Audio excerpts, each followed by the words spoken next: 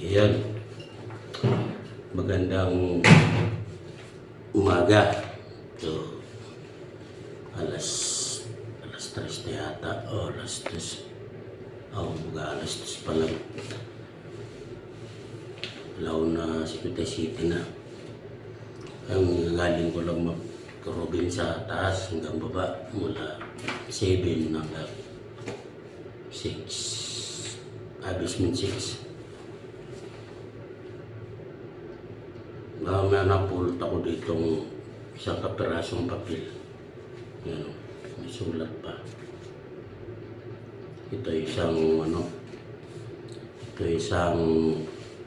parang Bible yata. Ito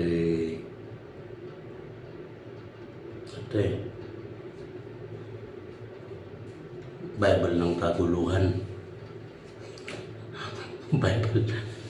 Bible ng kaguluhan.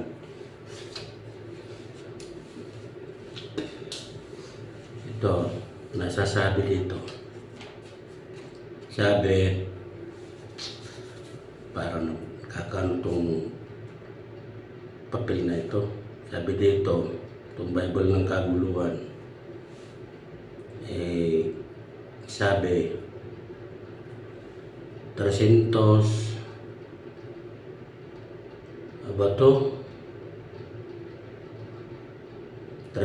kapitulo 400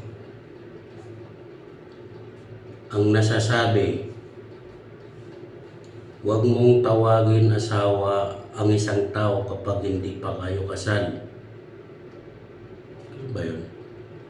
No license, no evidence. In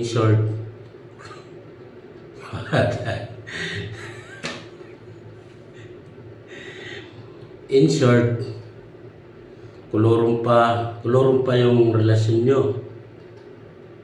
Hihira naman to. Itong Bible lang to. Anytime, pwede kayong maghiwalay dalawa. Pambira naman to.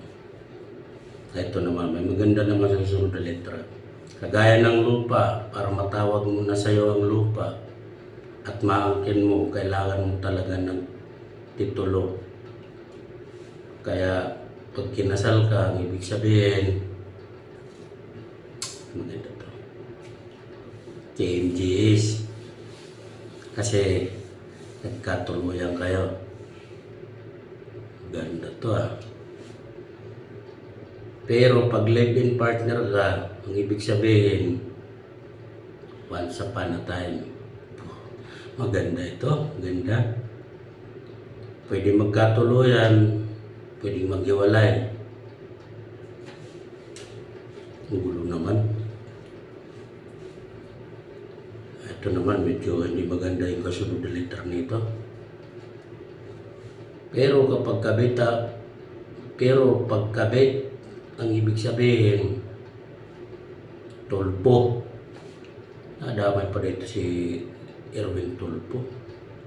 Ibang Tulpo, dalawa lang naman yun, si Erwin Tulpo, o si Erwin Tulpo. Kasi may magre-reklamo sa'yo at pwede ka pang makulong. Pero pag iniwan ka, ibig sabihin, pati suko, kasali. Pag iniwan ka, ibig sabihin, suko. Naloko ka na, na-scam ka pa. At pag minalas-malas ka, mamamatay ka pa. Kaya gulatin mo yung binan mo. Isuli mo ang kanyang anak. What? Pambihira naman ito. Ano na to? Ay maya pinapulot itong Bible.